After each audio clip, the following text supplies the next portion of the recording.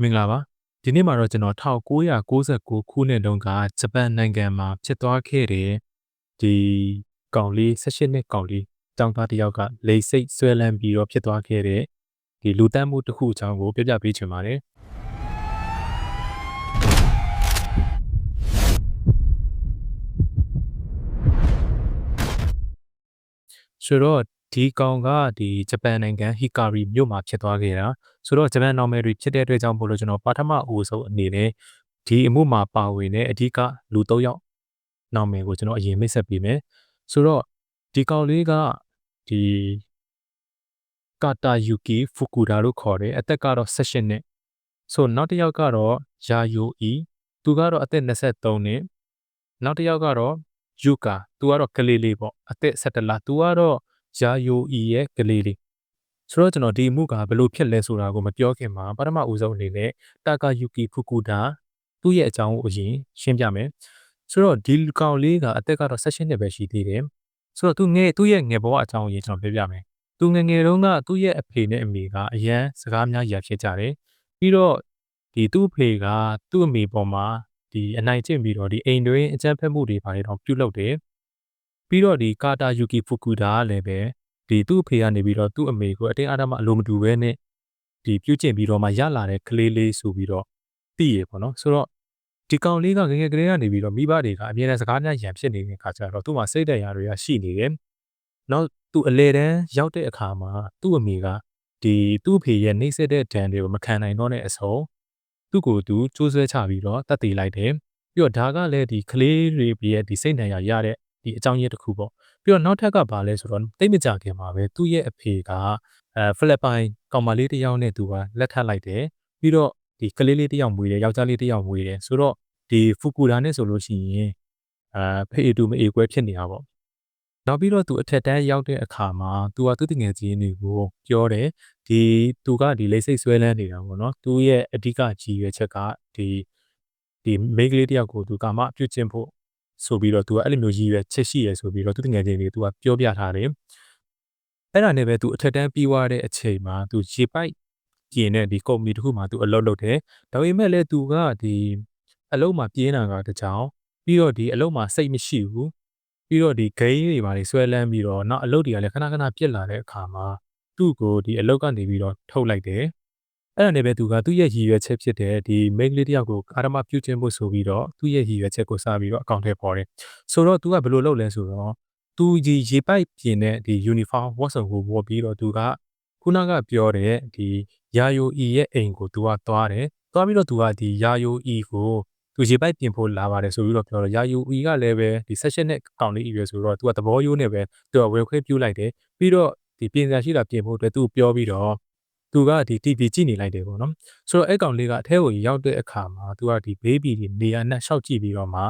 ှဒီမိန်းမကိုသူကအနောက်ကနေပြီးတော့သူစပြီးတော့တိုက်ခိုက်တယ်ပေါ့အဲ့ဒီအချိန်မှာဒီယာယိုအီကလည်းပဲပြန်ပြီးတော့ခုခံတယ်ဒါပေမဲ့လည်းမနိုင်ဘူးပြီးတော့လက်ဘင်းကိုညှက်တက်တယ်ညှက်တက်ပြီးတော့မှဒီနောက်ပိုင်းမှာဒီကျိုးတုပ်ပြီးတော့တပ်လိုက်တယ်ပေါ့နော်အဲ့အချိန်မှာတေသွားတယ်တေသွားတဲ့အခါမှာ तू ကဒီလူတီအလောင်းကို तू ကကာမဆက်ဆံတယ်ပေါ့နော်ပြောရတော့မလေးကျင့်တယ်ပေါ့ဒီအချိန်မှာဒီကာယိုအီရဲ့ယောက်ျားကလည်းမရှိဘူးအလုတ်သွားနေတယ်ဆိုတော့ဒီကာယိုအီရဲ့အိမ်မှာသူ့ရဲ့သမီးလေး17လအရွယ်သမီးလေးယူကာရှိနေခဲ့တယ်ယူကာကသူ့အမေနာကိုလေးဖက်ထောက်ပြီးတော့ငိုပြီးတော့လာတဲ့အချိန်မှာ तू ကစိတ်နှောက်ရှက်ဖြစ်ပြီးတော့ကလေးကိုကြမ်းပြင်နဲ့ဒီဖော့တက်တယ်ပေါ့နော်အကျေရည်မနေဘူးဖော့တက်တယ်ပြီးတော့မှကလေးကမသေးဘူးမသေးတဲ့ခါကျတော့မှကလေးကိုကျိုးနဲ့ level ကိုညှစ်ပြီးတော့ तू ကတပ်ပလိုက်တယ်ပြီးတော့ तू ကဒီအ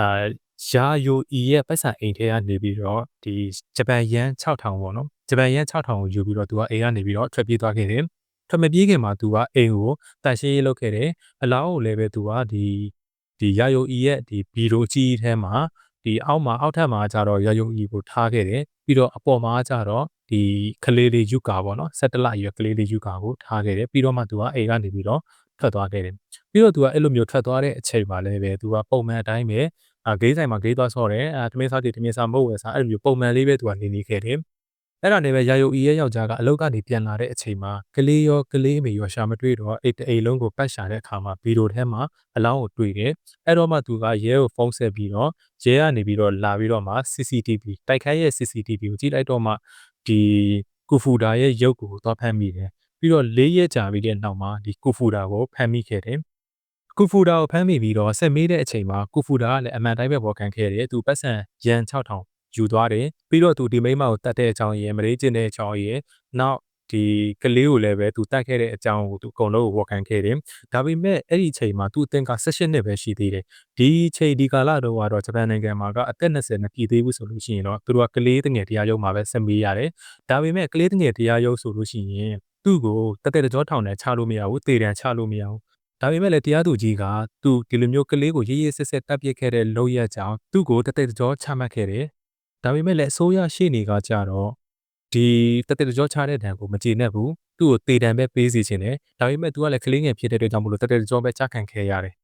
ပြီးတော့ဒီကာလတုန်းကတက်တဲ့ကြောချမှတ်ခံရတဲ့ထောင်သားတွေက10နှစ်12နှစ်လောက်နဲ့ပြန်လွတ်လာတတ်တယ်ဆိုတော့အစိုးရရှေ့နေကနေပြီးတော့သူ့ကိုတေတံပဲပေးစီခြင်းခဲ့တာအဲ့လိုနဲ့ပဲအစိုးရရှိနေကဒီတသက်တကြောပြင့်တန်ကနေပြီးတော့မကျေနပ်လို့အယူခံနေဆက်ဆက်ဝင်ခဲ့တယ်ဒါပေမဲ့လည်းပဲတသက်တကြောပြင့်တန်ကအတည်ပြုနေဆဲဖြစ်တယ်ပေါ့နော်နောက်ပိုင်းမှာအဲ့ကောင်လေးကဒီထောင်ထဲကနေပြီးတော့သူ့တငယ်ချင်းတွေစီကိုစာရေးတဲ့အခါမှာ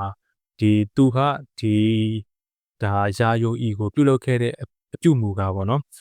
ဒီသူပြောမယ်ခွေးထီးနဲ့ခွေးမနဲ့မိတ်လိုက်သလိုမျိုးပဲလို့သူကပြောတယ်ပြီးတော့ဒီထောင်ကလွတ်လာလို့ရှိရင်လည်းပဲဒါမျိုးထပ်လွတ်အောင်မယ်ဆိုပြီးတော့သဘောနဲ့သူကအဲ့မျိုးစာတွေသူတငယ်ချင်းကိုရေးခဲ့တဲ့စာတွေဖမ်းမိတယ်ပေါ့နော်ဆိုတော့အဲ့ဒီဟာကိုတရားရုံးကနေပြီးတော့ပြန်ကြားတည်ပြီးတော့သူ့ရဲ့အမှုကိုထပ်ပြီးတော့ဆက်ဆေးကြည့်တဲ့အခါမှာသူ့ကိုနောက်ဆုံး2008ခုနှစ်မှာတေတံချမှတ်ခဲ့ပါတယ်ဒါပေမဲ့လည်းပဲအခုချိန်ထိသူ့ကိုတေတံမစီရင်ရသေးပါဘူးဆိုတော့ဒါကတော့1999ခုနှစ်တုန်းကဂျပန်နိုင်ငံဟီကာရီမြို့မှာဖြစ်သွားခဲ့တဲ့ဒီထိတ်လန့်ဖွယ်ရာလူသတ်မှုအကြောင်းကိုပြသပေးတာဖြစ်ပါတယ်လူသတ်တဲ့တရားခံကလည်းအသက်18နှစ်ကျောင်းသားဆိုတော့ဒါဂျပန်နိုင်ငံမှာတော်တော်လေးကိုမှဒီဟော်လီတကြောဖြစ်သွားခဲ့တဲ့အမှုပေါ့နော်ဆိုတော့နောက်ထပ်စိတ်ဝင်စားစရာကောင်းတဲ့ဘူခဲအကြောင်းအရာလေးတွေနဲ့တူပြန်လာခဲ့ပါဦးမယ်ကျွန်တော်ရဲ့ channel လေးကို subscribe လုပ်ရသေးဘူးဆိုလို့ရှိရင်လည်း subscribe လေးလုပ်သွားပေးဖို့တောင်းဆိုချင်ပါတယ်